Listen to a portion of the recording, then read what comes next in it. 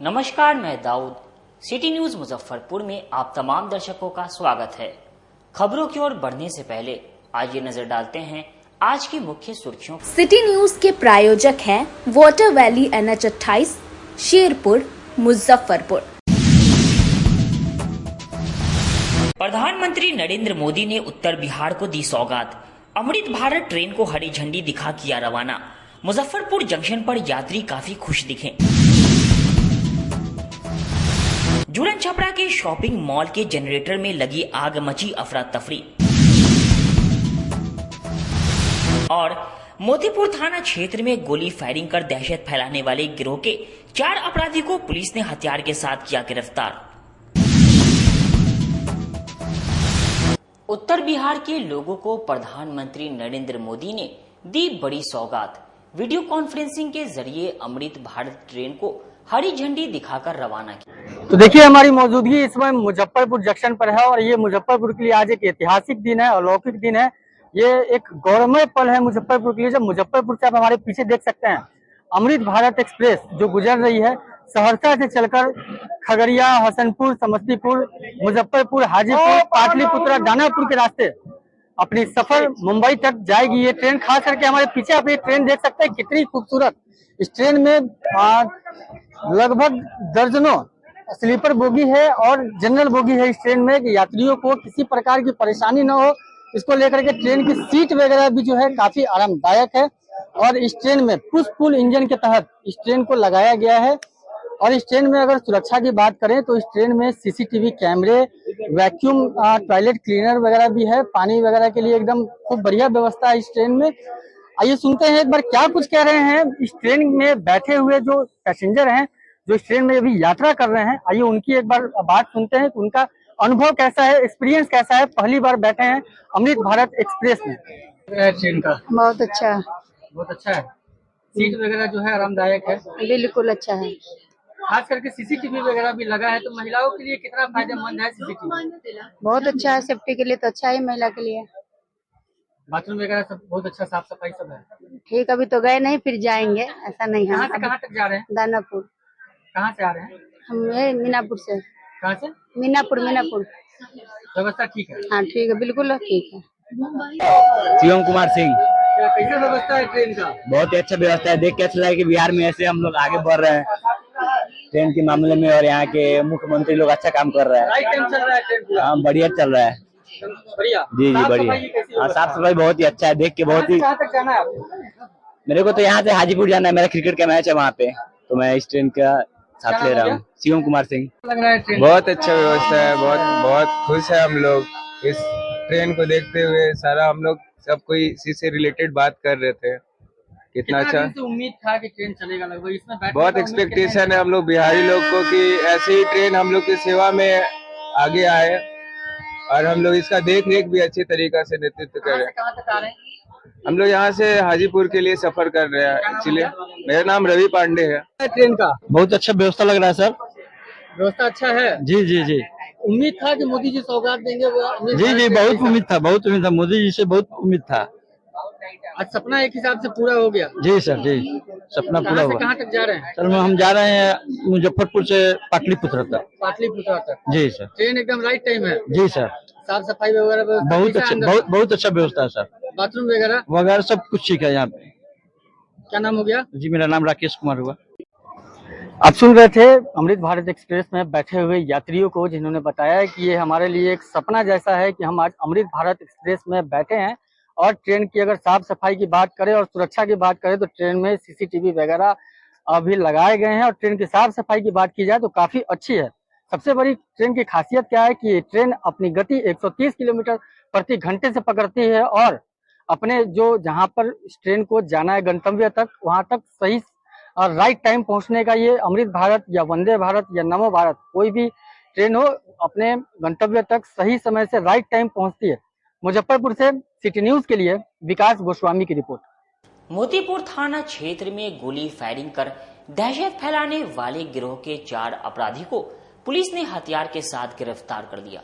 कथैया थाना क्षेत्र में फायरिंग कर दहशत बनाने वाले संदिग्ध युवकों को जर्मनी मेड हथियार के साथ गिरफ्तार किया गया है।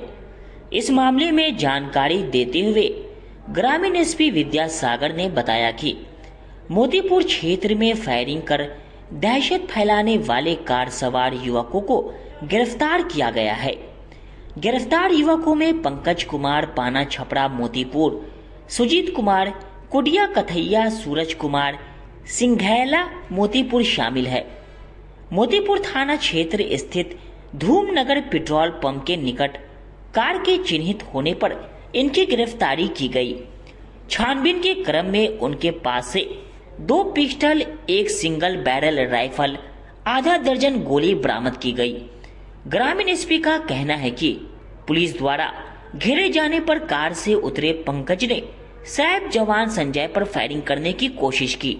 हालांकि मिस फायर होने के कारण पुलिस को कोई नुकसान नहीं हुआ। उन्होंने बताया कि पूछताछ के क्रम में सुजीत और पंकज ने बताया कि उन्होंने हथियारों की सप्लाई पाना छपरा निवासी शशि भूषण शाही द्वारा किया जाता है। जानकारी के आधार पर की गई छापेमारी में शशि भूषण शाही के यहां से एक नाली राइफल बरामद की गई। ग्रामीण एसपी के मुताबिक सुजीत का एक लड़की से प्रेम का मामला चल रहा है। पिछले दिनों वह लड़की को लेकर फरार भी हुआ था। इस मामले में ग्रामीण स्तर पर पंचायत कर मामले को सलटा लिया गया था, लेकिन उसने दहशत फैलाने के लिए अपने दोस्तों को बुलाया और फायरिंग की घटना को अंजाम दिया था। कथैया अंतर्गत एक कुड़वा गांव है, वहां पर फायरिंग हुई और फायरिंग के बाद से ग्रामीण लोग दहशत में आ गए। वहीं से ये सूचना सबसे पहले अनुमंडल पुलिस पदाधिकारी सरैया को गई। वहां से उनके द्वारा वरीय पुलिस अधीक्षक महोदय को बताया गया। वरीय पुलिस अधीक्षक महोदय के निर्देशन पर मोतीपुर थाने को कहा गया कि ये लोग BR 06 AS 4624 नामक मारुति सुजुकी संतरा रंग की गाड़ी है, इससे ये लोग मोतीपुर की ओर जा रहे हैं।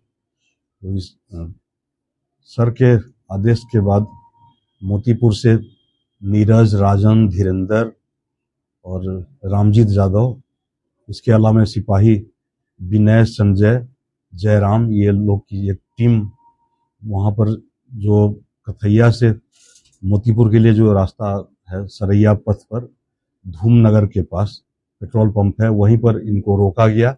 इस गाड़ी को रोका गया। गाड़ी रुकने के बाद से इसमें जितने भी लोग थे वो उतर कर भागना शुरू किए, जिसमें कि पुलिस पीछा करके उनको पकड़ी। इस बीच एक बहुत बड़ी घटना होने से बच गई, क्योंकि जो संजय नाम का BSF का सिपाही था, उस पर पंकज जो अपराधी था उसने 9mm पिस्टल से गोली दागने की भी कोशिश की, और जो कि मिसफायर हुआ।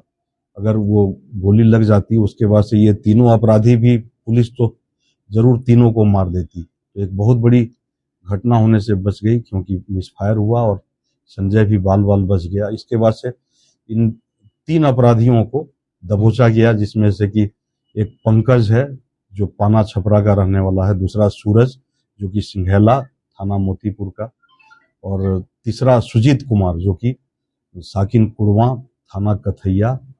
इस 3 को दबोचा गया। और इसके पास जब जांच हुई तो जांच के क्रम में सुजीत के पास 9mm का पिस्टल, जिस पर कि मेड इन जर्मनी और यूज फॉर ओनली आर्मी लिखा हुआ है, और उसके पास एक कारतूस भी बरामद हुआ, 9mm का कारतूस। सूरज के पॉकेट से 2 कारतूस 9mm का कारतूस बरामद किया गया। और पंकज, जो कि एक तरह से कहा जा सकता है कि इसका मुख्य सरगना पंकज ही है, पंकज ने फायर किया था। पंकज ही संजय नाम के BSF जवान पर फायरिंग भी की थी। उसके पास 9mm पिस्टल बरामद हुआ, और इस तरह से उसको दबोचा गया। दबोचने के बाद से थाने पर पूछताछ की गई। पूछताछ के क्रम में ये पूछा गया कि आखिर कहाँ से ये सब हथियार लाते हो, कहाँ से तुम्हारे पास हथियार आया है। तो इसके पंकज के निशानदेही पे और सुजीत के निशानदेही पर दोनों द्वारा बताया गया कि पाना छपरा ले चलिए, पाना छपरा में हम लोग बताएंगे। वहां पर जिस घर में ले गया वो शशिभूषण शाही का घर है। शशिभूषण शाही पेशर मदन मोहन शाही, ये पाना छपरा के रहने वाले हैं। उन्हीं के यहाँ इन दोनों के बताए हुए और शशिभूषण शाही के निशानदेही पर बिस्तर के नीचे से रखा हुआ जो आप लोगों के समक्ष जो बंदूक था, एक नाली बंदूक वहां से बरामद किया गया। उसके बाद थाने पर लाया गया। थाने पर और भी पूछताछ की गई। पूछताछ के क्रम में ये पता चला कि जो सुजीत कुमार नाम का लड़का है, जो कथैया का रहने वाला है, ये कुछ दिन पहले, 2-3 दिन पहले मुजफ्फरपुर टाउन में आकर भी वो कथैया के एक लड़के से मारा पीटी किया था। इसके बाद इसका मुख्य कारण ये था कि कथैया की ही एक लड़की से सुजीत कुमार प्रेम प्यार में बंधा हुआ था। उसके बाद से उसको लेकर भागा भी था। कांड दर्ज नहीं हुआ था, लेकिन ग्रामीणों ने समझा बुझाकर इसको शांत करा लिया था। लेकिन वहां दहशत फैलाने के लिए सुजीत, जो लड़का है जिसके पास 9mm pistol made in Germany उसके कमर से मिला है, उसी के कहने पर सिंघैल से ये सूरज और पाना छपरा से इसको पंकज को बुलाया और वहां पर ये तीनों मिल करके वहां फायरिंग किए। और फायरिंग के बाद से ये उस जो गाड़ी का नाम बताए मारुति सुजुकी एक्सप्रेसो, उससे ये लोग मोतीपुर की ओर भाग रहे थे। पारू थाना क्षेत्र में पुलिस ने भारी मात्रा में विदेशी शराब और हथियार के साथ 2 अपराधी को गिरफ्तार कर दिया। मुजफ्फरपुर जिले के पारू थाना क्षेत्र के जगदीशपुर गांव वाया में गुप्त सूचना के आधार पर पुलिस ने विशेष छापेमारी अभियान चलाकर 2 अपराधियों को अवैध विदेशी शराब और हथियार के साथ गिरफ्तार किया गया है। ग्रामीण एसपी विद्यासागर ने बताया कि गिरफ्तार अपराधियों की पहचान रविंद्र कुमार यादव और विकास कुमार के रूप में हुई है। इन दोनों को 18 लीटर विदेशी शराब के साथ पकड़ा गया। इसके बाद पूछताछ में रविंद्र कुमार यादव ने बताया कि उसके घर की अलमारी के पीछे में अवैध हथियार है जो विकास का है। इसके बाद छापेमारी कर एक दुनाली और एक सिंगल बैरल बंदूक बरामद किया गया। साथ ही एक कार भी जब्त की गई है। पारू थाना कांड संख्या 204/25 के तहत आर्म्स एक्ट में मामला दर्ज कर आगे की कार्रवाई की जा रही है। इस दौरान अपराधियों के पूर्व आपराधिक इतिहास की जब जांच की गई तो पता चला कि विकास का कुछ दिन पहले पिस्टल के साथ वीडियो भी वायरल हुआ था और वह साहेबगंज सहित कई सीएसपी लूट की घटनाओं में शामिल रहा है। साहेबगंज में जनवरी-फरवरी माह में एक सीएसपी में लूट हुई थी, 80,000 की लूट हुई थी, और जिसमें कि कांड 36-25 दर्ज किया गया था। और उसी कांड होने के बाद से एक वरीय पुलिस अधीक्षक महोदय के नेतृत्व में, निर्देशन में एक टीम का गठन किया गया था कि इसमें जो भी लोग हैं वो सामने आ जाए।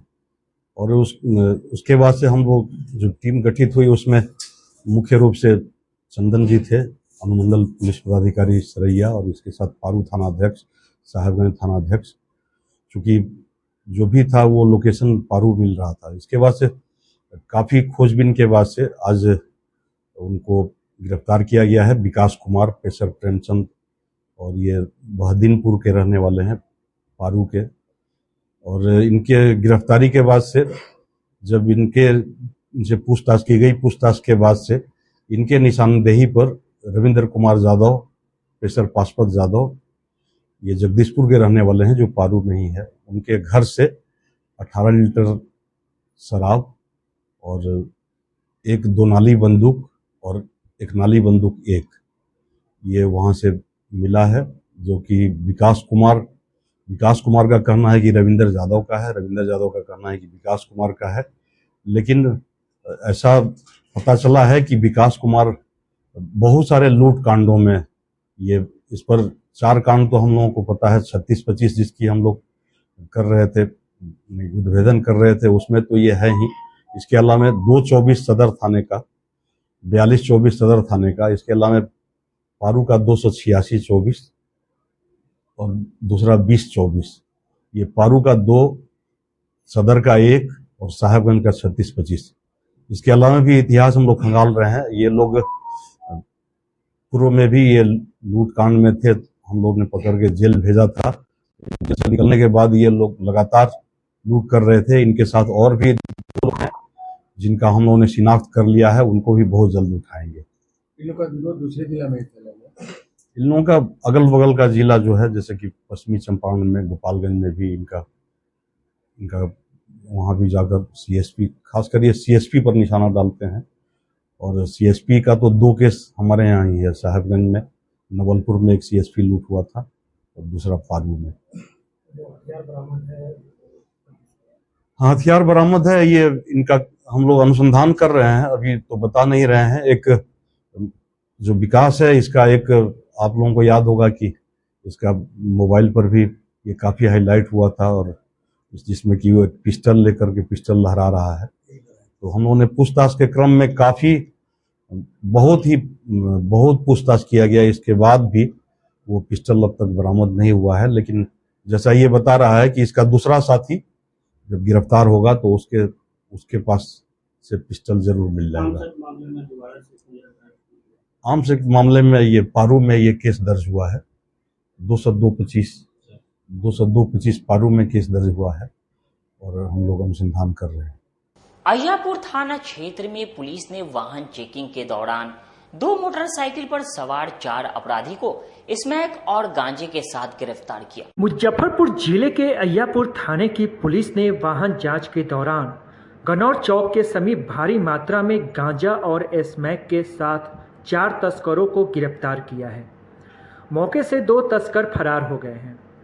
पुलिस पूछताछ में पकड़े गए तस्करों की पहचान अहियापुर चकगाजी के राहुल कुमार, रामपुर हरी नरमा का आशीष कुमार, हथौड़ी के ताराजीवर का सोनू कुमार और रामपुर बेला पच गछिया के किशन कुमार के रूप में हुई है। जबकि मौके से फरार 2 तस्करों की पहचान बाजार समिति के अरमान खान और रवि मलिक के रूप में हुई है। अहियापुर थाने के दरोगा अरविंद कुमार मिश्रा के बयान पर प्राथमिकी दर्ज की गई है। ग्रामीण एसपी विद्यासागर ने बताया कि चारों तस्करों को गिरफ्तार कर एनडीपीएस एक्ट में जेल भेज दिया गया है। फरार तस्करों की तलाश में छापेमारी की जा रही है। उन्होंने बताया कि गनौर चौक के समीप पुलिस वाहन जांच अभियान चला रही थी। इसी दौरान 2 बाइक पर सवार 6 युवकों को आता हुआ देखा। पुलिस को देखते ही बाइक घुमाकर भागने का प्रयास करने लगे। पुलिस टीम ने पीछा कर 4 को गिरफ्तार कर लिया है। गनौरा चौक के पास, अहियापुर में गनौरा चौक के पास वाहन चेकिंग के क्रम में गांजा और स्मैक के साथ 4 लोगों को पकड़ा गया। चारों लोग स्थानीय ही हैं, जिसमें राहुल कुमार अहियापुर के हैं, के अलावा किशन कुमार हैं और सोनू कुमार हथौड़ी के हैं और एक कन्हैया कुमार हैं। ये चारों लोग को गांजा और स्मैक के साथ गिरफ्तार किया गया है। पहलगाम में हुए आतंकी हमले के विरोध में माखन शाह चौक पर भारतीय सेवा दल के सदस्यों ने पाकिस्तान का झंडा जलाकर अपना विरोध जताया।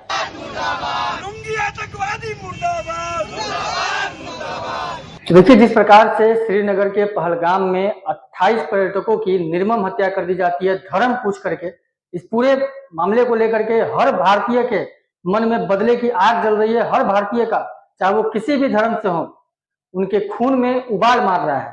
जगह जगह पूरे भारत में विरोध प्रदर्शन भी हुआ जा रहा है और पाकिस्तान मुर्दाबाद के नारे भी लगाए जा रहे हैं। इसी कड़ी में आज मुजफ्फरपुर के माखन शाह चौक पर भारतीय सेवा दल साहू पुखर की ओर से सैकड़ों कार्यकर्ताओं के द्वारा पाकिस्तान के फोटो पर चप्पल से मारकर और पाकिस्तान के फोटो को जला करके अपना विरोध जताया गया है। क्या कुछ कह रहे हैं इस पूरे मामले पर स्थानीय लोग, सबसे पहले ये सुनते हैं। आज जो हमारे पहलगाम में जो कश्मीरी लोगों का, जो 28 लोगों का जो आतंकवादियों द्वारा, पाकिस्तानियों द्वारा, मैं आतंकवादी को नहीं, पाकिस्तानी, पूरा पाकिस्तानी आतंकवादी है, उनके द्वारा हमारे हिंदू नरसंहार किया गया है। इसका पूरे हमारे मोदी सरकार से अनुरोध है कि इसका ऐसा भरपाई होना चाहिए कि 28 के बदले 2800 का सर कलम होना चाहिए और उसके हिसाब से ऐसा एक डर का माहौल हमारे प्रधानमंत्री और अमित शाह ऐसा एक डर का माहौल पैदा करे ताकि हर हिंदुस्तानी वहां श्रीनगर में जाकर झंडा फहरा सके और बिना डर के रहे भारत में। लेकिन आज जो ये कलंक जो हमारे 4 लोगों ने लगाया है पूरे हिंदुस्तान में, ये कलंक भूलेगा नहीं भारत। इसलिए हम लोग ये चाहते हैं, हम लोग मोदी सरकार के साथ है, वो एक सर्जिकल स्ट्राइक करे और अभी तुरंत करे, यही मांग है हमारे। आज हम लोग पाकिस्तान का झंडा जलाए हैं क्योंकि ये बड़ी शर्म की बात है कि हमारे देश के सैलानियों का और हमारे देश के भाइयों का आज कत्ल हुआ है आतंकियों द्वारा। मैं प्रधानमंत्री मोदी से अपील करना चाहता हूं कि 28 नहीं 28,000 लाश चाहिए, वो भी लॉ एंड ऑर्डर में घुस के मारे, तभी जाके हम लोग को चैन सुकून मिलेगा पूरे भारतवासी को। आज एक धर्म के नाम पर टारगेट किया जा रहा है, लोगों को बदनाम किया जा रहा है, या आतंकवादियों को घर में घुस के जब तक नहीं मारेंगे तब तक हम लोग इसी खुश नहीं है। भारत की संस्कृति और अस्मिता है अतिथि देवो भव, उसको भंग किया है मुल्ला आतंकवादियों ने। धर्म पूछकर, पैंट खोलकर, जाति पूछकर मारा है, यह कहां तक बर्दाश्त होगा? और कोई पाकिस्तान में सर्जिकल स्ट्राइक का जरूरत नहीं है। देश के अंदर मुल्ला आतंकवादी जो बैठे हुए हैं, पहले उनको नंगा करने की जरूरत है, उनका चेहरा पर्दाफाश करने का जरूरत है। ऐसे आतंकवादी जब तक भारत में रहेंगे तब तक आज पाकिस्तान है, कल चाइना रहेगा, श्रीलंका रहेगा, बर्मा रहेगा, म्यांमार रहेगा। ये कारवां कभी नहीं रुकेगी जब तक देश के अंदर के आतंकवादियों का चेहरा एक्सपोज नहीं होगा। जब तक मुल्ला आतंकवादी है, आज तक भारतीय इतिहास में कभी नहीं धर्म पूछ के मारा गया था, मगर इस बार धर्म पूछ कर मारा गया है। यह हमारे भारतीय मुसलमानों को ऊपर बहुत बड़ा कलंक है, जिस कलंक को धोने के लिए हमारे भारत के संपूर्ण मुसलमान समाज हम लोगों के साथ खड़े हैं और इस घटना की कड़ी निंदा करते हैं और करते रहेंगे। क्योंकि शिवसेना है निकल पड़ी, सर पर कफन बांध कर देखो, बजरंगियों की फौज चली, गली गली में मात भवानी का उठा जयकारा है, कहो गर्व से हम हिंदू हैं। इसमें शोक की लहर है। जितने भी हिंदू को मारा गया वो जात पूछ करके, शर्मनाक हम लोगों के लिए, हिंदू के लिए। इसीलिए आज पाकिस्तान का हम लोगों ने झंडा जलाया है और आगे भी हम लोग पाकिस्तान का झंडा जलाएंगे। और मोदी जी से आग्रह है, निवेदन है कि आप पाकिस्तान को एक ऐसा सबक दीजिए। जिला बाढ़ एसोसिएशन के पूर्व अध्यक्ष रहे रामकृष्ण ठाकुर उर्फ राम बाबू ठाकुर ने गुरुवार को व्यवहार न्यायालय परिसर स्थित मंदिर में पूजा अर्चना करने के बाद नामांकन दाखिल किया। मुजफ्फरपुर जिला बार एसोसिएशन का चुनाव यानी वोटिंग 9 मई को होना है, लेकिन ऐसे में चुनाव की तैयारी जोर शोर से चल रहा है। इसी कड़ी में जिला बार एसोसिएशन के पूर्व अध्यक्ष रहे रामकृष्ण ठाकुर उर्फ राम बाबू ठाकुर ने गुरुवार को व्यवहार न्यायालय परिसर स्थित मंदिर में पूजा अर्चना करने के बाद नामांकन दाखिल किया। इसके बाद पत्रकारों से बातचीत में कहा कि जिस तरह से अधिवक्ताओं ने हमारे ऊपर पूर्व में विश्वास जताने का काम किया और हम अध्यक्ष बने थे, तो मतदाताओं के विश्वासों के कसौटी पर खरा उतरते हुए कई सारे अधिवक्ताओं के मान सम्मान एवं हित के लिए कार्य किए और सदा समर्पित रहे। फिर इस बार अध्यक्ष पद के उम्मीदवार के रूप में नामांकन दाखिल किए हैं। जिला बार एसोसिएशन मुजफ्फरपुर 2025 से 2027 के चुनाव को लेकर और कहा कि लोगों का सहयोग समर्थन मिल रहा है। मैं आज अध्यक्ष पद के लिए अपना नामांकन दाखिल किया हूँ। पूर्व में भी मैं अध्यक्ष रहा हूँ और 2 साल 4 महीने का मेरा कार्यकाल था। 4 महीना ज्यादा ही इलेक्शन 4 ड्यू था, लेकिन 4 महीना नहीं हो पाया इलेक्शन, इसलिए 4 महीना बढ़ा। और मैं पिछले टेन्योर में जो अपने मतदाता भगवान से जो वादा किया था उसको बखूबी मैंने निभाया है। मैंने अपने पिछले चुनाव में अपने मतदाता लोगों से वादा किया था कि मैं साल के प्रथम महीने में, प्रथम सप्ताह में हर साल एक टेबल डायरी आप लोगों को दिलवाऊंगा एसोसिएशन के, और वह काम मेरे कार्यकाल में, मेरे कमेटी के कार्यकाल में पूरा हुआ। दूसरा, हमने वादा किया था कि ये शुद्ध पेयजल और सीटिंग अरेंजमेंट, शुद्ध पेयजल का भी इंतजाम हुआ है, बहुत सारा इंतजाम हुआ है और हो भी रहा है, और बैठने का भी बहुत सारा काम हुआ है। पिछले टेन्योर में, मेरे टेन्योर में जो हम लोगों की कमेटी थी उसमें 23 चैम्बर का निर्माण किया गया, जो एसडीओ कोर्ट के ऊपरी तल पर कराया गया है। उसमें लगभग 100 लोग का बैठने का इंतजाम है। 23 चैम्बर में कम से कम 5-5, 7-7 आदमी करके बैठ रहे हैं। उन लोगों को बहुत अच्छा चैम्बर का निर्माण कराया गया था। और दूसरा कि हाजिरी सिस्टम को दुरुस्त करने का वादा हमने किया था। हाजिरी सिस्टम को भी बहुत हद तक ठीक किया गया है, जिसमें उसमें उनका भी, हमारे कमेटी का भी पूर्ण सहयोग था। और दूसरी की उसके इन्हांसमेंट जो सिस्टम में हुआ हाजिरी, उसका रिटर्न ये हुआ कि लोगों को 2 बार साल में 1-1 हज़ार रुपया पर में बतौर बोनस के रूप में दिया गया और हर महीने दिया जाता रहा है। तीसरा, हमने वादा किया था अपने पिछले चुनाव घोषणा कि मैं सारे अधिवक्ताओं का इंश्योरेंस कराऊंगा ग्रुप, वो भी मेरे टेन्योर में लगभग 1800 लोगों का, जो लोग उसमें दस्तखत किए और बने उसके सदस्य, उन लोगों का नेशनल इंश्योरेंस कंपनी से इंश्योरेंस कराया गया। आप पर जो विश्वास था, पूर्ण विश्वास पर मैं खरा उतरा और मुझे मेरे पद से, मेरे उम्मीदवारी से किसी को कोई दिक्कत नहीं है। सारे वोटर्स लोग मेरे फिर से मुझे अपना पसंदीदा बनाने को तैयार है और उम्मीद ही नहीं है, पूर्ण उम्मीद है कि मतदाता का जो रुझान आ रहा है उसके हिसाब से मैं पुनः हमको लोग मौका देगा और मैं सेवा करूंगा। ये प्रजातंत्र है, इसमें सभी को राइट्स है खड़ा होने, जो एलिजिबल होगा वो खड़ा होगा, लेकिन चुनना मतदाता भगवान को है।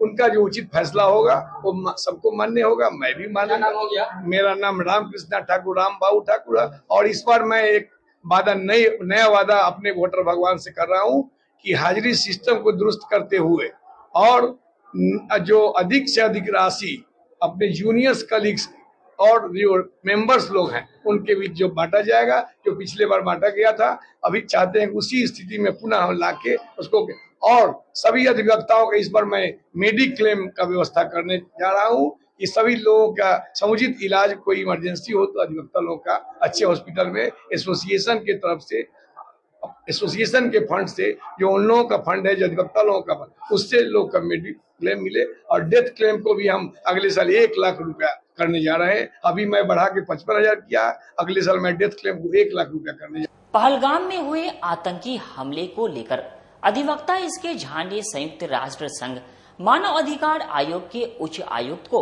जांच करने का आग्रह किया। जम्मू और कश्मीर के पहलगाम में हुए आतंकी हमले ने पूरी दुनिया को हिलाकर रख दिया। इस हमले में 28 लोगों की जान चली गई।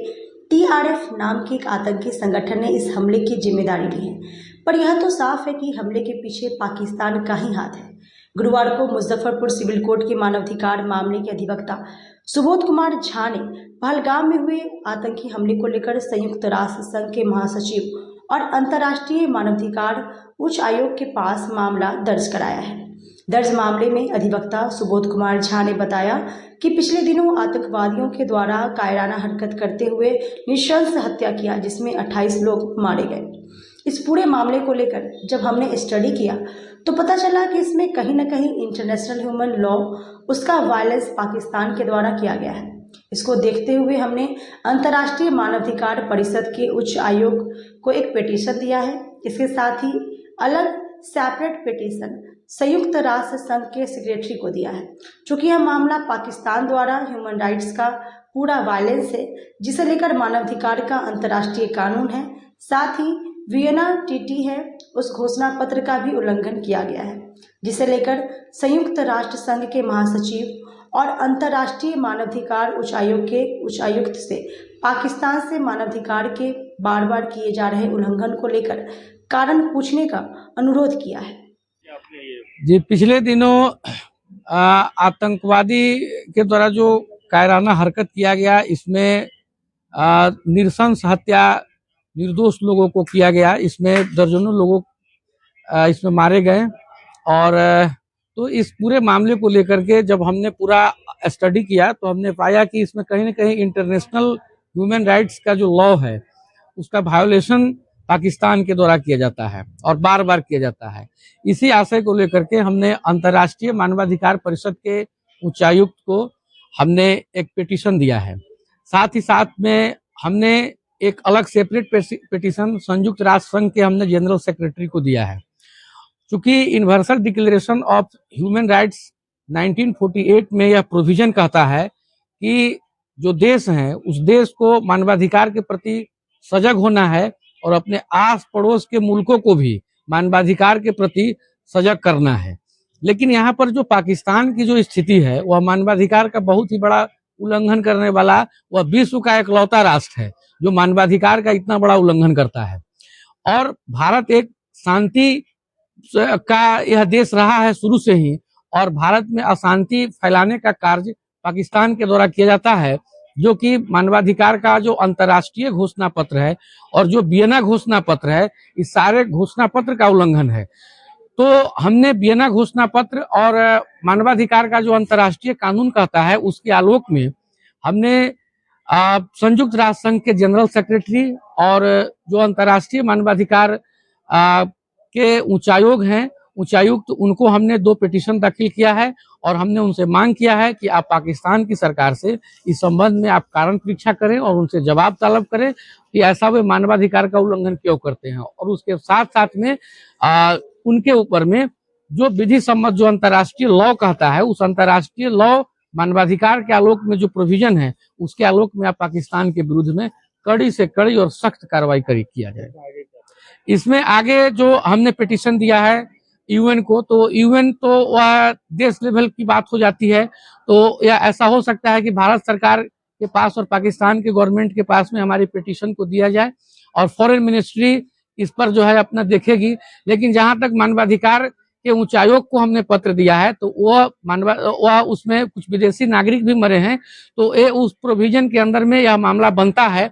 तो इसके लिए अंतर्राष्ट्रीय मानवाधिकार के जो उच्चायोग हैं वह पाकिस्तान सरकार से निश्चित रूप से वह कारण परीक्षा करेगी। ये हमें पूरा विश्वास है कि इसमें इसका 45 दिन का समय होता है, वो अपने नियत समय में वह पाकिस्तान से निश्चित रूप से ही अंतर्राष्ट्रीय मानवाधिकार परिषद के द्वारा जरूर कारण परीक्षा किया जाएगा और उसके बाद में हमसे भी प्रत्युत्तर मांगा जाएगा, तो हम भी फिर अपना जवाब देंगे।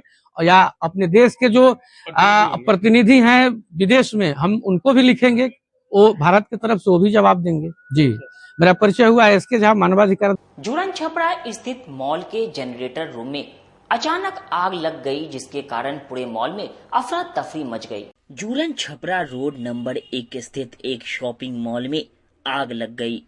आग लगने के बाद अफरा तफरी मच गई। आग जनरेटर रूम में लगी और चारों ओर काला धुआं भर गया। अनहोनी की आशंका से लोग डर गए। समझा जाता है कि शॉर्ट सर्किट से आग लगी है। घटना सुबह में हुई। घटना की सूचना पर पुलिस और अग्निशमन दस्ता के जवानों के कठिन प्रयास से आग पर काबू पा लिया गया। जिला अग्निशमन पदाधिकारी त्रिलोकी नाथ झा ने बताया कि आग को भीषण रूप लेने से पहले ही काबू पा लिया गया। समरनाले में मौजूद फायर ब्रिगेड गाड़ी तत्काल मौके पर पहुंची और आग पर काबू कर लिया गया। आगलगी में हुई क्षति का फिलहाल आकलन किया जा रहा है। वो आग जो है सो लगी तो खैर मॉल में थी, वी मार्ट में, लेकिन तुरंत हम लोग का सूचना मिला और एक ही गाड़ी हमारा उसको समन कर लिया। वो आग बढ़ नहीं पाया और हम लोग उसको तुरंत काबू में कर लिया। शॉर्ट सर्किट आग का कारण अब आज अभी चूंकि हम बताएंगे इसमें, चूंकि अभी आग का क्या कारण है। हाँ जी। 30 अप्रैल से पहले अपने पालतू जानवर की तस्वीर इंस्टाग्राम पर अपलोड करें तो डाक विभाग आपको लखपति बनाने का मौका दे रहा है। अगर आप हैं एनिमल लवर तो डाक विभाग आपको 1,40,000 रुपया जीतने का मौका दे रहा है। नेशनल पेट डे के अवसर पर डाक विभाग ने पेट्स ऑफ इंडिया प्रतियोगिता शुरू की है, जिसमें टॉप 10 विनर को 40,000 से 1,40,000 रुपए का पुरस्कार जीतने का मौका मिलेगा। साथ ही उनके पालतू पशु की तस्वीर इंडिया पोस्ट के आधिकारिक पिक्चर पोस्ट कार्ड पर छापी जाएगी। कंपनी बाग स्थित प्रधान डाकघर के senior post master Shambhu Kumar Singh ने बताया कि #पेट्स ऑफ इंडिया फोटोग्राफी प्रतियोगिता में भाग लेने के लिए अपने पालतू जानवर की एक शानदार तस्वीर फुल HD में क्लिक करें। उसके बाद #पेट्स ऑफ इंडिया हैशटैग के साथ इंस्टाग्राम पर पोस्ट करना होगा। साथ ही @IndiaPost_डॉप को टैग और फॉलो करने के साथ ही पालतू जानवरों से प्यार करने वाले अपने 3 दोस्तों को टैग करना होगा। प्रतियोगिता के लिए आवेदन करने की अंतिम तिथि 30 अप्रैल है, इसलिए पालतू जानवरों के मालिक समय सीमा समाप्त होने से पहले इस प्रतियोगिता में भाग जरूर लें। इसमें अपने पेट एनिमल को QR कोड के माध्यम से स्कैन करके इंडिया पोस्ट के इंस्टाग्राम पर अपलोड करें चयनित 10 प्रतिभागी को इनाम मिलेगा 40,000 से लेके 1,40,000 तक। वक्त हो चुका है एक छोटे से ब्रेक का। बने रहिए हमारे साथ, देखते रहिए सिटी न्यूज मुजफ्फरपुर।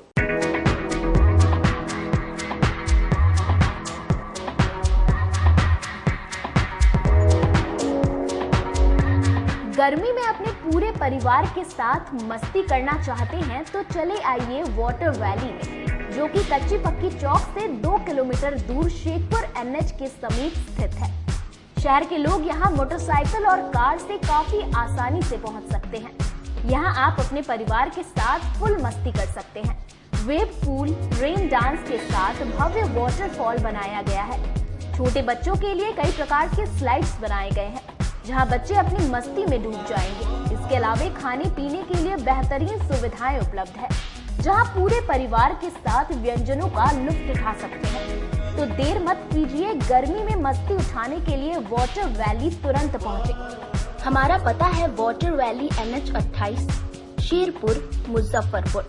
हमारा कॉन्टैक्ट नंबर है 6202 584955। चाहे आपका पर्सनल स्पेस हो या corporate office, Marbonite full body vitrified tiles हर कोने को अपनी खूबसूरती से सजाता है। इस पर पड़ने वाले हर कदम को मिलती है एक ताकत, जो देती है आगे बढ़ने का विश्वास। जॉनसन टाइल्स का उत्तर बिहार का सबसे बड़ा शोरूम साई कृपा ट्रेडर्स द्वारा जल्द मुजफ्फरपुर जिले के सकरी सरैया डुमरी रोड में खुलने जा रही है। जल्द आ रहा है आपके शहर में। जल्द ही उद्घाटन की तारीख की घोषणा होगी। मार्बोनाइट विट्रीफाइड टाइल्स बाय जॉनसन। हम पढ़ाई के साथ साथ बच्चों में विश्वास जगाते हैं।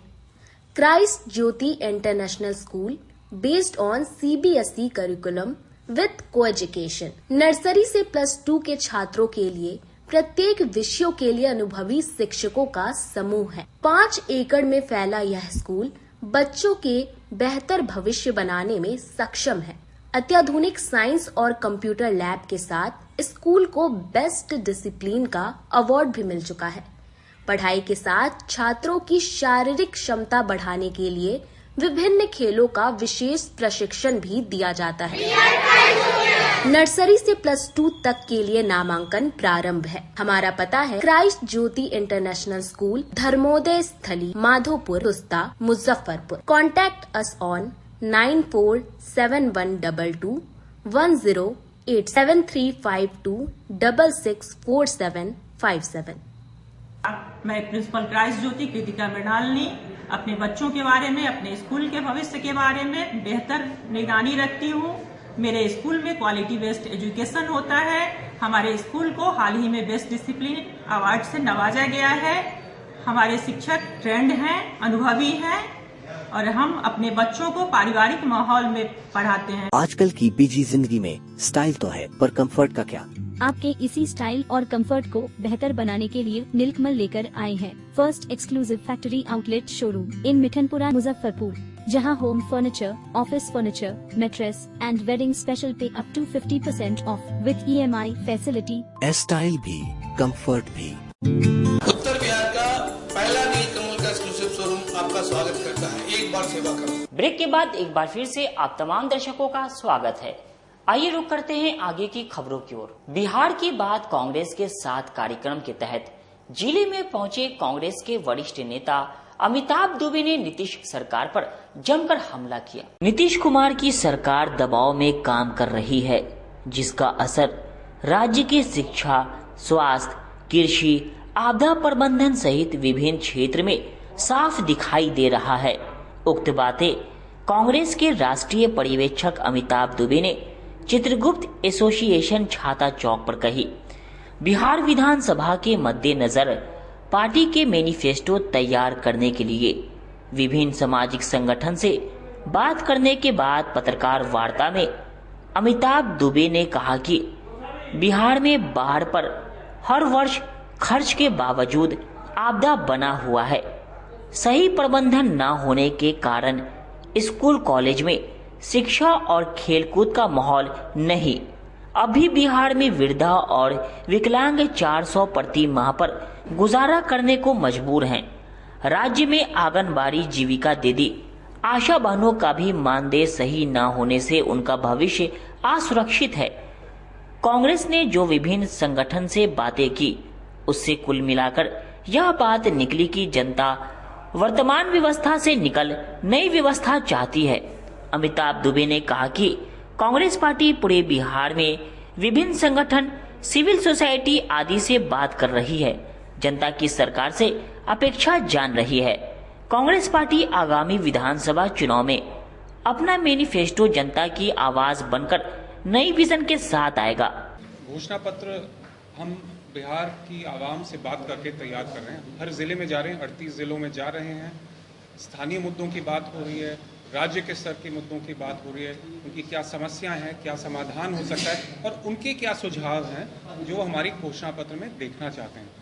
तो बहुत अब अफसोस की बात है कि नीतीश बाबू के 20 साल के शासनकाल के बाद इतनी कमियां, इतनी दुविधाएं, इतने गैप्स दिखाई दे रहे हैं स्वास्थ्य व्यवस्था में, शिक्षा व्यवस्था में, किसानी, एग्रीकल्चर में, खेलकूद के जो बच्चों के स्कूल और खेलकूद की व्यवस्था होती है, पढ़ाई की व्यवस्था होती है, जो हमारी जीविका दीदियां हैं उनके कर्ज में जो डूबी हैं, जो आंगनवाड़ी आशा बहनें हैं उनकी जो समस्याएं हैं, हर जगह समस्या ही समस्या दिखाई दे रही है। तो जितनी तरक्की, जितनी प्रगति पिछले 20 साल में होनी चाहिए थी वो दिखाई नहीं दे रही है। तो उदाहरण के तौर पे जैसे कि किसान हैं, उनको मिनिमम सपोर्ट प्राइस मिलता ही नहीं है। ये जो पैक्स का सिस्टम है बिल्कुल निष्क्रिय है। उनको जैसे कांग्रेस की सरकारें हैं अलग राज्यों में और राष्ट्रीय सरकार भी रही है, एमएसपी एक बड़ा मुद्दा है देश में, किसानों को मिलता है, यहाँ पे उससे बहुत कम मिलता है, बिचौलियों को उसका एक बड़ा भाग मिलता है। तो ये पूरा सिस्टम बैठा हुआ है और इसमें परिवर्तन की बहुत बड़ी आवश्यकता है। जैसे कि आप देखें, अगर आपको किसानी से पैसा नहीं मिल रहा तो पशुपालन से तो मिलना चाहिए, लेकिन यहाँ पे जो सुधा डेयरी है वहाँ भी कुछ नहीं हो रहा है। नीतीश बाबू की सरकार में गुजरात से जो अमूल डेयरी आती है वो आगे बढ़ती जा रही है और सुधा पीछे होता जा रहा है। तो गुजरात के किसानों को, गुजरात को तो फायदा दिलाना चाहिए, लेकिन ये बिहार की सरकार बिहार के किसानों को फायदा क्यों नहीं दिला रही, बाहर की कंपनियों को सारा बेनिफिट क्यों दे रही है। पेंशन का मामला सामने आया है, नीतीश बाबू का रिटायरमेंट तो अभी आने वाला है, लेकिन क्या वो 400 रुपए में उनकी पेंशन से मामला संभाल लेंगे? जैसे कि विधवा, विकलांग इत्यादि को 400 रुपए का पेंशन दिया जाता है, इससे कौन अपनी रोजी रोटी चला सकता है? तो इसमें भी बहुत कुछ परिवर्तन करने की जरूरत है। तो जहां भी देखिए मुद्दे ही मुद्दे दिखाई दे रहे हैं, कमियां ही कमियां दिखाई दे रही हैं, समस्याएं ही दिखाई दे रही हैं।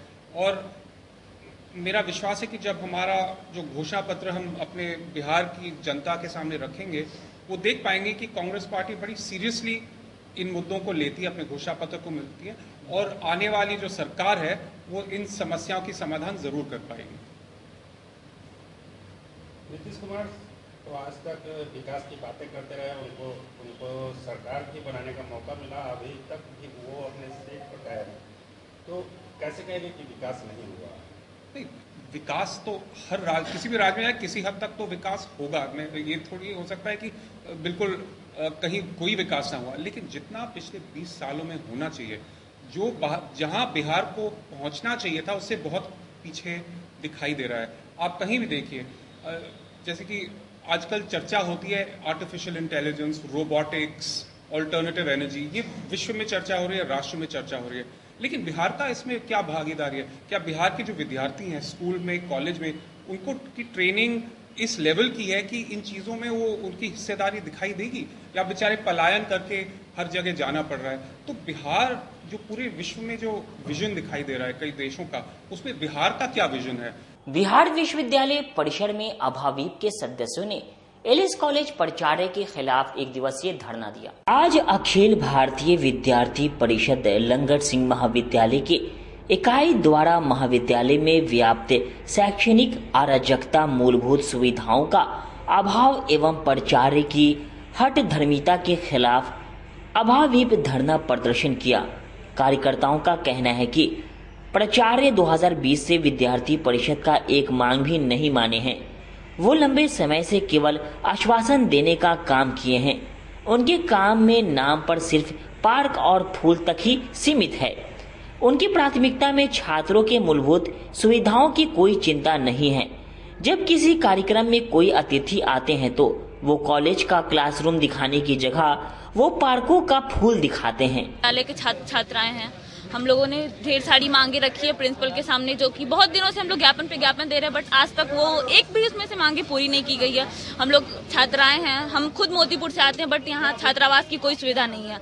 जब भी हम लोग कोई ज्ञापन देते हैं प्रिंसिपल को कि छात्रावास शुरू कीजिए, तो वो बोलते हैं कि कंस्ट्रक्शन का काम चल रहा है, वॉशरूम रिपेयरिंग हो रही है, बट हम लोगों ने खुद साक्षात प्रमाण देखा है जाकर कि वहाँ कोई वॉशरूम में कोई दिक्कतें नहीं है, पूरी वॉशरूम साफ सफाई है, उसमें कोई दिक्कत नहीं है, ना ही कोई कंस्ट्रक्शन का काम चल रहा है, फिर भी कोई छात्रावास ओपन नहीं किया गया। हम लड़कियां हैं, हमें सिंपल सी बात है कि हम लड़कियां, हमें बहुत सारी दिक्कतें आती हैं। यहाँ पे ना ही कॉमन रूम की सही व्यवस्था है, ना ही वॉशरूम की सही व्यवस्था है। यहाँ तक कि बगल में RBBM कॉलेज है, लड़कियों गर्ल्स कॉलेज है, वहाँ पे 4 सैनिटरी पैड मशीन लगे हुए हैं। हमारे कॉलेज में इतने बड़ा, पूरे मुजफ्फरपुर का सबसे बड़ा कॉलेज मुजफ्फरपुर है, फिर भी हमारे महाविद्यालय में एक भी सैनिटरी पैड की सुविधा वहाँ पे नहीं है। यहाँ तक कि हमारे जो एक्स्ट्रा सब्जेक्ट है उनके क्लासेस नहीं चल रहे हैं, ना ही उनके प्रोफेसर्स हैं। हमारे महाविद्यालय में पानी की सुविधा नहीं है, पानी की सुविधा है तो वहाँ से ना कीड़े निकलते हैं, पीने के पानी के नीचे से कीड़े निकलते हैं, वो पानी कोई कैसे पी सकता है। और जब प्रिंसिपल को बोला जाता है तो सर कहते हैं कि आपको क्या सुविधा है, सब चीजें तो करी जा रही है, कुछ नहीं करा जा रहा है। हम लोगों ने परसों बात करी तो हमको सर कहते हैं कि सारी चीजें तो कर दी है, बेटा आपको क्या दिक्कत है, अगर दिक्कत नहीं होती तो इतने स्टूडेंट यहाँ क्यों बैठे होते, सीधी सी बात है। तारा मंडल सबसे पहला तारा मंडल था जो आज तक शुरू ही नहीं किया गया। यहाँ पे साइकिल, स्टूडेंट के साइकिल चोरी हो जाते हैं, जब साइकिल ही चोरी होंगे तो स्टूडेंट क्यों आएंगे कॉलेज में, सीधी सी बात है। NSS की कोई वो नहीं है, NSS का कोई कार्यालय नहीं है, जहाँ कार्यालय है भी तो उसको कचरा डब्बा बना के रखा गया, उससे कोई वहाँ पे कोई कार्यवाही नहीं होती है। यहाँ खेल गतिविधि का भी कोई साधन नहीं है, ना ही कोई सुविधा है। कॉमन रूम इतने गंदे होते कि वहाँ जाने की किसी की हिम्मत नहीं होती। इतने बड़ा कॉलेज है, वहाँ पे बस 4 जगह पेयजल की व्यवस्था है, वहाँ से कीड़ा निकलते हैं, लेकिन इतने बड़े कॉलेज में 4 जगह से कुछ नहीं होने वाला। कम से कम हर एक डिपार्टमेंट में एक पेयजल की सुविधा होनी चाहिए, हमारी मांग है। जल्द से जल्द छात्रावास को ओपन किया जाए, ये हमारी मांग है। इस तरह से हमारी बहुत सारी मांगे हैं जो प्रिंसिपल को दी जा चुकी है, बट उन पे सर की कोई कार्रवाई नहीं है। हम लोग चाहते हैं जल्द से जल्द हमारी मांगों को पूरी की जाए, जल्द से जल्द जितनी हो सके हमारी मांगे पूरी की जाए। जब तक हमारी मांगे पूरी नहीं होगी, हम यहाँ से नहीं हटेंगे, तब तक हमारा ये धरना प्रदर्शन खत्म नहीं होगा। बच्चे मेरे कॉलेज के कुछ छात्र हैं और कुछ बाहरी छात्र हैं, ये लोग इस ढंग का माहौल क्रिएट कर रहे हैं। यहाँ के जितने शिक्षक हैं वो चाहते हैं बच्चे को पढ़ाने क्लास में जाएं, वो पढ़ें। हम जब इंडक्शन मीट करते हैं कॉलेज, कहते हैं 75% अटेंडेंस एकदम लागू हो और आप छात्र लोग क्लास में आएँ। कुछ विषय में शिक्षक की कमी है, उसके लिए माननीय कुलपति महोदय से रिक्वेस्ट किया गया है। जैसे जूलॉजी में फैयाज साहब रिटायर कर गए हैं, बॉटनी में अकेले रीमा श्रीवास्तव में, संस्कृत वाले भी प्रिंसिपल बन गए हैं राजीव भाव। कुछ विषय जो इन लोगों का है, जो इन्वायरमेंटल साइंस, तो उसके टीचर हैं नहीं, दूसरे बॉटनी जूलॉजी वाले उसकी व्यवस्था करते हैं। तो जूलॉजी में भी टीचर ने बचे हैं अकेले रीमा श्रीवास्तव। 4000-5000 बच्चे के लिए कोई अपॉइंटमेंट नहीं हुआ, इसके लिए अलग। उसी प्रकार डिजास्टर मैनेजमेंट पढ़ाने की बात है, तो ये सब के लिए भी हम लोग बच्चे से बात किए। परसों बच्चे आए थे, उनको कहे जो संतुष्ट होके आप गए भी, जो ज्योग्राफी वाले को कहेंगे, जो मेरे यहाँ सेल्फ फाइनेंस में जो ज्योग्राफी चल रहा है, वो टीचर राम प्रवेश जी उनको पढ़ाने की व्यवस्था करेंगे। लेकिन शिक्षक लोग सभी जनरल बॉडी की बैठक किए, कहे बच्चे लोग आएंगे 10-20 बात रहते हैं। योगा भी उसमें है, योगा के भी प्रोफेसर अभी थे, वो कहे कि बच्चे आएंगे तब ना 10-20 सबका। छात्र छात्राओं का कहना है कि यहाँ पर छात्रावास की व्यवस्था नहीं है, इसके कारण दूर से जो छात्र आ रहे हैं लोग काफी परेशान। छात्रावास प्रशासन के सहयोग से कोई घटना दुर्घटना के बाद बंद हुई थी। हम लगातार उसके हॉस्टल को खोलने के लिए प्रयासरत हैं। राजेश्वर जी को, हिंदी वाले को, और मौर्या साहब को, शिवेंद्र मौर्या साहब को सुपरिटेंडेंट, असिस्टेंट सुपरिटेंडेंट भी बना दिए। उसका फॉर्म उन भी हॉस्टल के लिए सब प्रक्रिया करके देखिए बन चुका है। सारा चीज नामांकन की जल्द प्रक्रिया आरंभ करें। और सेशन में, मिड सेशन में एडमिशन होता है क्या हॉस्टल में तो जो एडमिशन अभी होगा ग्रेजुएशन, उन्हीं बच्चे का एडमिशन होगा।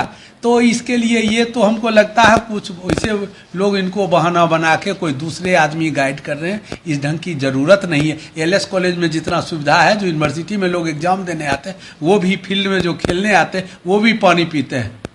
उनके लिए भी खबरावाला में आप लोग भी जाते होगा, सब बाहर से सहयोग करके। आज LS कॉलेज कैंपस में भय मुक्त वातावरण है। अच्छा से चल रहा है और सारे शिक्षक पढ़ाने के लिए तत्पर हैं। लैब में लैब टेक्नीशियन बहाल करने की तो हमारी जिम्मेवारी नहीं, वो तो सरकार से आएगी, यूनिवर्सिटी करेगी, डिमोस्ट्रेटर का पोस्ट कर। लेकिन तभी आज शैलेंद्र जी से बात करके, सुनील मिश्रा जी से, जिनको जो ऑपरेटर्स भी जो लिख के देते हैं उनको मंगाया जाता है और बढ़िया से हो भी रहा है। आपसे कुछ छिपी, आप लोग भी इस कैंपस से जुड़े हुए रहे, कोई मास कम्युनिकेशन, कोई दूसरे विषय के मीडिया के बंधु भी विद्यार्थी रहे, तो मेरी शुभकामना है आप लोगों को भी, जैसे बच्चे को पथ से विचलित होने के लिए आप लोग भी नहीं उनको बौद्धिक करें और उनको समझाएं, अपना कैरियर संभालें। कॉलेज बूढ़ी माँ है, शिक्षक जो है सो माता पिता में अगर कोई कमी भी है तो उस कमी को दूर करने के लिए जो छात्र छात्राएं हैं, बच्चा हैं, उनको साथ मिलके दूर करना हो, न कि छात्र को भूख हड़ताल पर बैठने की आवश्यकता।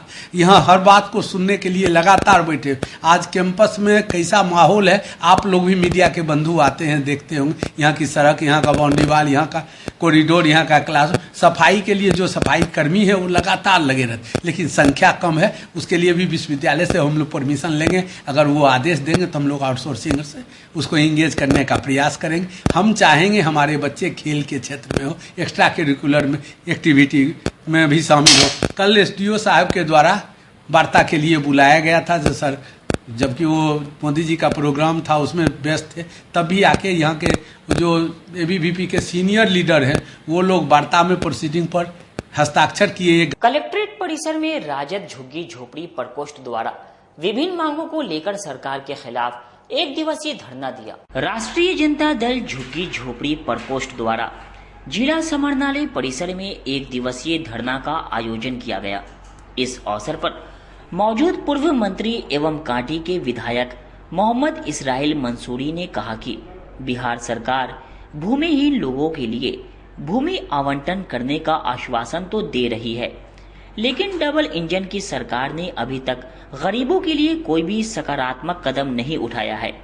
उन्होंने कहा कि 7 सूत्री मांगों को लेकर धरना दिया जा रहा है।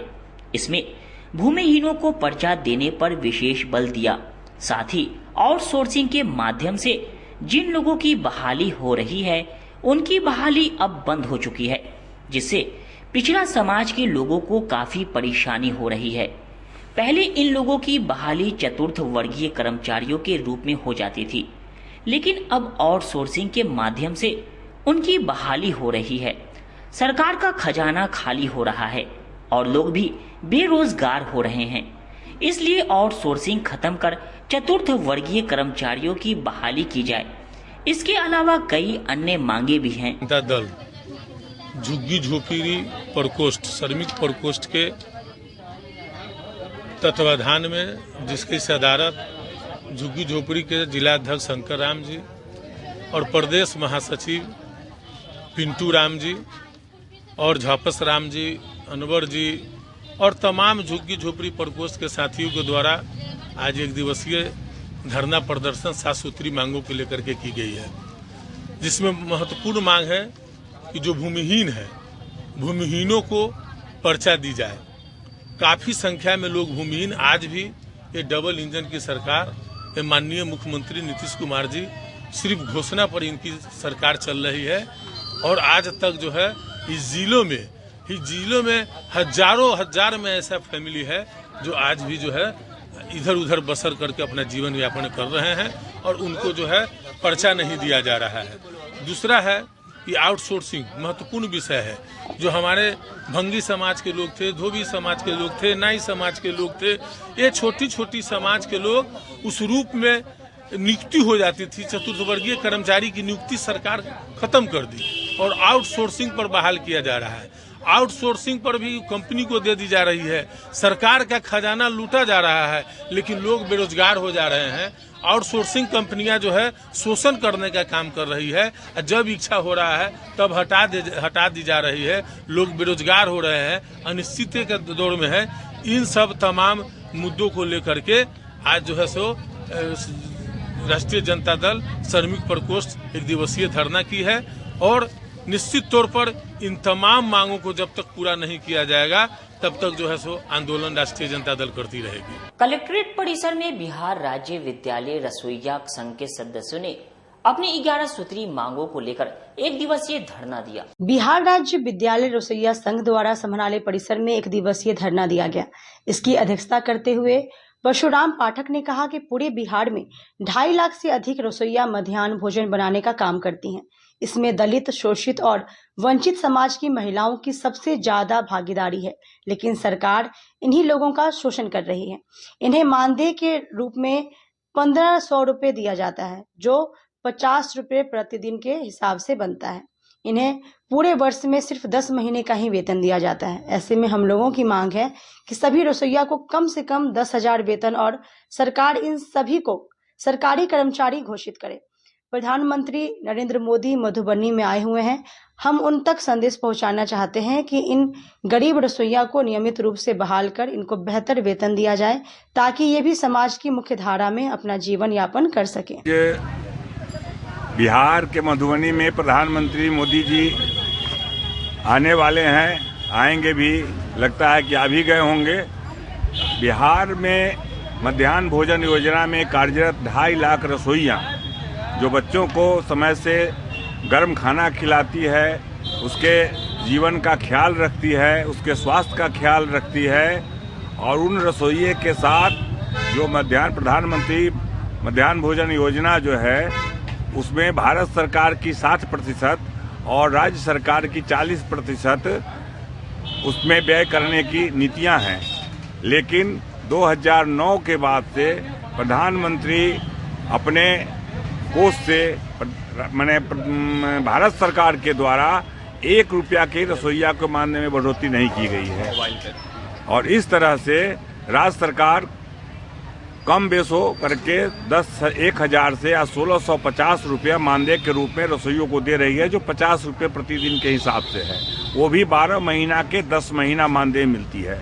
जबकि शिक्षा विभाग से जुड़ा हुआ सभी रसोइया कर्मी हैं। शिक्षा विभाग में तमाम शिक्षकों को, कर्मचारियों को 12 महीना तनख्वाह मिलता है, लेकिन रसोइया के साथ जिसमें 99% महिलाएं हैं, इसमें दलित हैं, पिछड़ा है, विधवा हैं, कमजोर घर की महिलाएं हैं, सबसे नीचे पायदान की जो महिलाएं हैं वो अपने बाल बच्चों के भरण पोषण के लिए इसमें मजबूरी में खाना बनाती है और बच्चों को स्वस्थ खाना खिलाती है।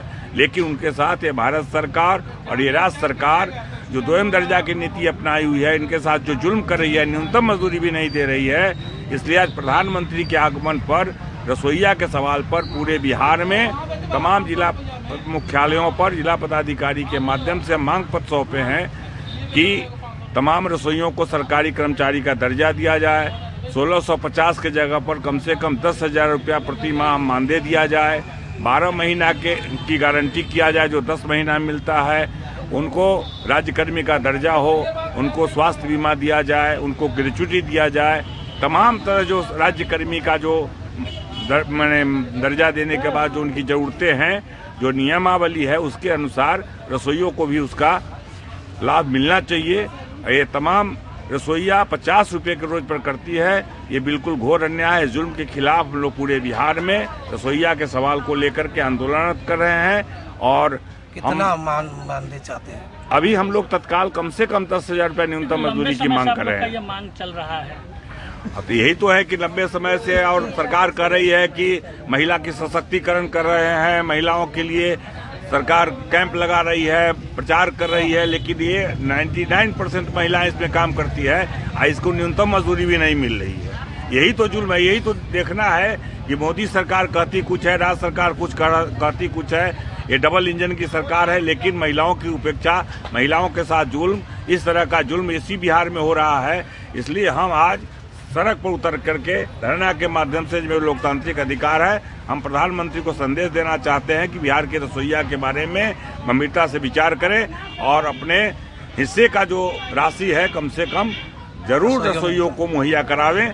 लॉ कॉलेज में नशीली दवा के उपयोग के विरोध में एनडीपीएस और नालसा ने संयुक्त रूप से लोगों को जागरूक करने के लिए कार्यक्रम का आयोजन किया। जिला विधिक सेवा प्राधिकार के द्वारा एनडीपीएस एक्ट और नालसा की ओर से नशीली दवाओं के दुरुपयोग और नशीली दवाओं के उन्मूलन के पीड़ितों के लिए कानूनी सेवाएं योजना 2015 के तहत Shri Krishna jubilee law college Muzaffarpur में संचेतना सह विधिक जागरूकता कार्यक्रम का उद्घाटन दीप प्रज्वलन कर किया गया। इस कार्यक्रम में मुजफ्फरपुर व्यवहार न्यायालय की प्रधान सचिव एवं सत्र न्यायाधीश श्वेता कुमारी सिंह, विशेष न्यायाधीश NDPS एक्ट अमित कुमार सिंह और जिला विधिक सेवा प्राधिकार की सचिव जय श्री कुमारी के अलावे Shri Krishna jubilee law college के अध्यक्ष उज्ज्वला मिश्रा, निदेशक जयंत कुमार उपस्थित रहे। कार्यक्रम में गणमान्य लोगों के अलावे 400 कॉलेज के छात्र छात्राओं ने भाग लिया। विधि कॉलेज के छात्रों द्वारा नशीली दवाओं के सेवन के दुष्प्रभाव विषय पर एक नाटक मंचन किया गया। नाटक के माध्यम से परिवार और समाज को होने वाले नुकसान के अलावे सरकार द्वारा चलाए गए कानून के बारे में अवगत कराया गया। इस अवसर पर प्रधान सचिव जिला एवं सत्र न्यायाधीश श्वेता कुमारी सिंह ने जागरूकता कार्यक्रम के मूल उद्देश्य को रेखांकित करते हुए विद्यार्थियों से अपील की है कि वे न सिर्फ खुद को इस बुराई से बचा कर रखें, बल्कि देश और समाज को सशक्त बनाने में अपनी महत्वपूर्ण भूमिका निभाएं। उन्होंने नशीली दवाओं और नशीली पदार्थों के सेवन, दुष्प्रभाव और उससे होने वाले सामाजिक आर्थिक पतन के प्रति भी छात्रों को सचेत किया। वहीं इसके लिए लॉ कॉलेज के अध्यक्ष उज्ज्वला मिश्रा ने पत्रकारों को जानकारी देते हुए कहा है कि नशा, अल्कोहल और ड्रग्स से बच्चों के साथ साथ गांव में भी बुजुर्ग लोग इसके शिकार हो रहे हैं। इनको जागरूक करने की जरूरत है। साथ ही सरकार द्वारा चलाए गए कानून के मुताबिक नशा से ग्रसित व्यक्ति को नशा मुक्त भी हो सकते हैं। विधि के छात्र जागरूकता कार्यक्रम चलाने में सहयोग करेंगे। जिला विधिक सेवा प्राधिकार के सचिव जयश्री कुमारी ने प्रधान जिला एवं सत्र न्यायाधीश की बातों को आगे बढ़ाते हुए छात्रों को प्रोत्साहित करते हुए कहा है कि हर एक छात्र नशीली दवाइयों, नशीली पदार्थों के खिलाफ जन जागरण एवं समाज को सचेत करने में व्यक्तिगत रूप से समाज को दिशा दिखाने का काम करेंगे। यह महत्वपूर्ण कार्य अकेले जिला विधिक सेवा प्राधिकार का नहीं, बल्कि हम सबका उत्तरदायित्व है। ये बच्चे ही हमारे कल के भारत है। तो आजकल जैसा कि नशा, ड्रग्स, अल्कोहल, ये सब बच्चों के बीच में बहुत ज़्यादा चल रहा है। गांव में भी जैसा कि इन लोगों ने मंचन किया, आपने देखा, तो उन चीज़ों से बच्चों को कैसे अलग रहना चाहिए और कैसे गांव में भी ये एज लॉ स्टूडेंट जाके जागरूकता पैदा करें कि ये गलत चीज़ है। अगर किसी को है भी तो वो जा कर के डी एडिक्ट होएं, उसके लिए जो फ्री सब कुछ है उस सब को अवेल कराएं। तो इसका हमने यहाँ मंचन करवाया था। क्योंकि स्टूडेंट हमारे यहाँ हैं तो स्टूडेंट ही दूसरे को जाकर के बता सकते हैं और इसमें काफ़ी मददगार हो सकता है और स्टूडेंट के बीच में ही ये फैलता भी है, इसलिए हमने इसे यहाँ पर करवाया। ज़्यादातर देखते हैं मैडम कि आप ये ज़्यादातर युवा इसके शिकार ज़्यादा हो जाते हैं, तो सरकार के द्वारा भी बहुत सारे कानून हैं उनके रिहेबिलिटेशन को लेकर, तो वो भी चीज़ें बताई गई है। तो किस प्रकार से DLA से अपनी भूमिका निर्वहन करना है? हाँ, वही बताया गया है कि कैसे सरकार द्वारा एक्ट के मुताबिक वो यहाँ पर किस तरह से आप जिन ग्रसित है जो इससे, वो भी जाकर के नशा मुक्त होए, इसका यहाँ हमने मंचन करवाया है। क्योंकि बहुत लोग इतने इसके बारे में अवगत नहीं हैं और इसके थ्रू लोग को मालूम हो गया। और यहाँ जिस तरह से 2400 बच्चे हैं तो कुछ नहीं तो कम से कम 900 बच्चे ही इस बात को फैलाएंगे, 1200 बच्चे ही इस बात को फैलाएंगे, जिस गांव से आते हैं वहाँ बताएंगे। तो ये बहुत मददगार होगा हमारी सोसाइटी के लिए। और जैसा कि आपने कहा कि युवा, पर मैंने देखा है कि गांव-गांव में बूढ़े लोग भी इससे ग्रसित हैं। बिहार में प्रोहिबिशन एक्ट के मुताबिक नहीं मिल रहा है, लेकिन गांव-गांव में जाकर के देखिए लोग पीपी के खटिया पर सोए रहते हैं दिन भर। खबरों का सिलसिला यहीं होता है समाप्त। अब मुझे और मेरी पूरी न्यूज टीम को दीजिए इजाजत। कल फिर मिलेंगे आपसे शहर की तमाम खबरों के साथ। नमस्कार।